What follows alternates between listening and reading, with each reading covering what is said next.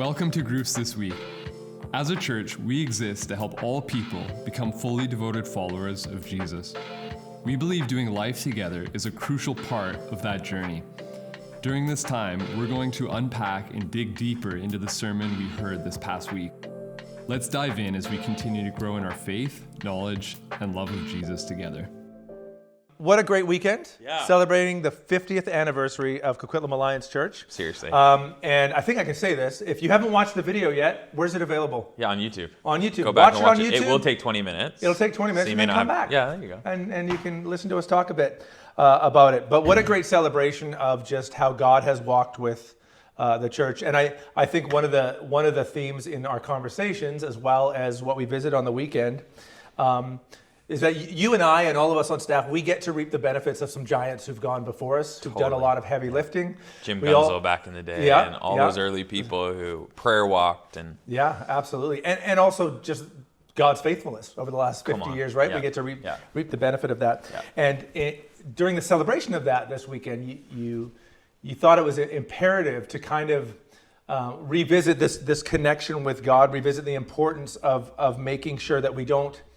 I think the way you phrased it was we don't go ahead, like we don't get ahead of God. Yeah. Don't get ahead of God. Yeah. We only want to walk together step with Him. with Him, yeah. So you preached out of Exodus 33. Can a you just beautiful text, tell us a yeah. little bit about what's going on in that text? Yeah, I think it's a significant text because just like we have seen God's faithfulness stretched over 50 years, the people of Israel were at a moment where they had an incredible highlight reel. Like God had done so many amazing things.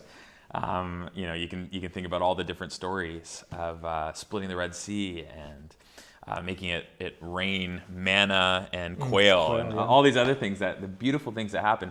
And at this critical moment in the story, rather than thanking God and looking to Him and worshiping Him for who He is, they turn to idols. Right.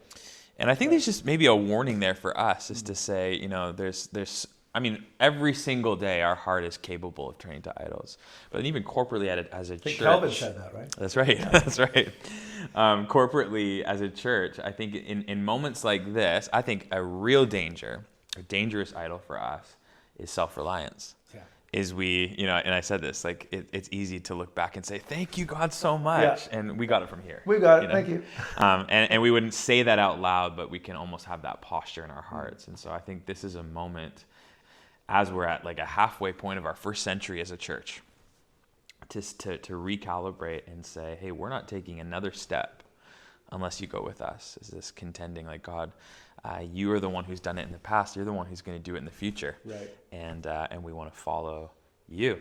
And Right. So, yeah, Great. that's it. So you kind of mentioned that, there's a few things we need to kind of we need to be aware of. We need to keep our eyes open for things of self-reliance and other things like that, where we're not saying we've got it from here. Yeah. So what are some steps that we could be taking? I mean, we've introduced a few things. Maybe you can share that. Yeah. The ways that we're going to make sure that, God, we're not going to try to get ahead of you. And if you're not coming with us, we don't want to go. Yeah, totally. I think an obvious one is that we want to turn from our idols.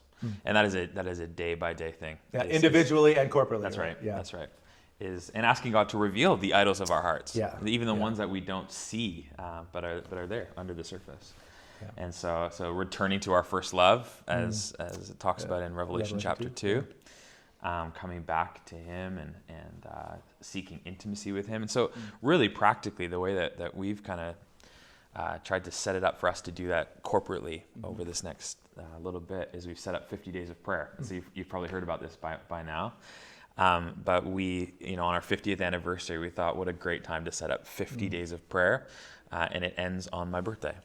We want to spend the next 50 days looking back with gratitude, but also having this posture of like, we want you. We want to seek your face, not just your hand. We don't want to seek just what you would give us, but we want to seek you. We want to know you, and we want that to shape who we are becoming. Yeah, and so there's lots of different ways that you can participate in that daily as an individual. There's going to be a theme every single week. So even as a community group, maybe you choose to spend that prayer time in your group, leaning into one of the themes.